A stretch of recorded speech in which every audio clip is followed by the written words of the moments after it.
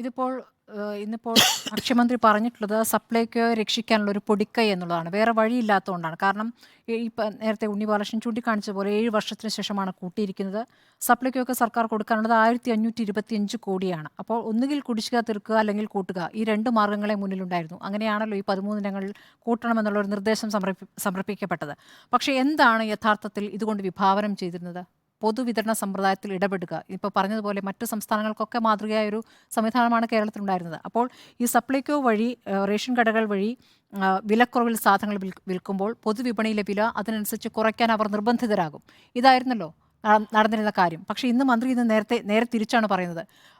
പുറമേ വില കൂടുതലാണ്, അതുകൊണ്ട് ഇവിടെ കൂട്ടേണ്ടി വരുന്നു. അതെന്തൊരു ന്യായമാണ്? അപ്പൊ എന്താണോ ഇതിന്റെ സങ്കല്പം, ആ സങ്കല്പം അങ്ങനെയാണ് സബ്സിഡി. അങ്ങനെയാ, അതായത് വിപണിയിൽ ഇടപെടുകയാണ്. ഇപ്പം 100 രൂപയുടെ ഒരു സാധനമാണ് പൊതുവിപണിയിൽ 100 രൂപയാണ് വില എന്ന് വിചാരിക്കുക.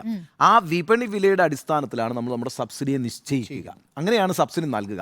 ഇപ്പം പിന്നെ 10 രൂപയ്ക്ക് കിട്ടുന്ന ഒരു സാധനത്തിന് കൊടുക്കുന്ന സബ്സിഡി അല്ല 100 രൂപയ്ക്ക് കൊടുക്കുന്ന സാധനം. ചിലത് 56% വരെ കൊടുക്കുന്നുണ്ട്. മുളകിന് 70% കൊടുക്കുന്നുണ്ട്. നമ്മൾ ഈ 35% എന്നുള്ള സീലിംഗ് നിൽക്കുന്നില്ല. അത് ഫ്ലാറ്റ് ആയി ഇപ്പോഴാണ് 35. 7 വർഷം അനങ്ങിയില്ലല്ലോ. 7 വർഷമല്ല സ്മൃതി, 10 വർഷം. 2014 ഉമ്മൻചാണ്ടി സർക്കാരാണ് അവസാനമായിട്ട് ഈ റേറ്റ് വർദ്ധിപ്പിക്കുന്നത്. അതിനുശേഷം 2 വർഷത്തേക്ക് ഉമ്മൻചാണ്ടി വർദ്ധിപ്പിച്ചിട്ടില്ല. 2016 വന്ന പിണറായി സർക്കാർ ആദ്യം തന്നെ പ്രഖ്യാപിച്ചത് എന്താ? അവശ്യ സാധനങ്ങളുടെ അടുത്ത 5 വർഷം അവശ്യ സാധനങ്ങൾക്ക് വില അതൊക്കെ പറയുന്നത് അതൊക്കെ ഒരു രാഷ്ട്രീയ നേട്ടത്തിനുള്ള പ്രതികരണമാണ്. ഞാൻ പറയുന്നത് അങ്ങനെയല്ല. അതാത് കാലത്ത് ചെറിയ തോതിൽ കൂട്ടിയിരുന്നെങ്കിൽ ഈ ഒറ്റയടിക്കുള്ള പ്രശ്നം വരില്ലായിരുന്നു.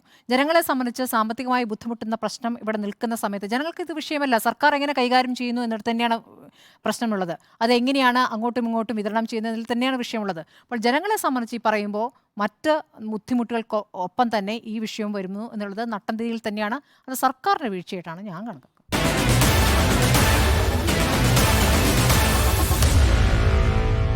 Meet the editors.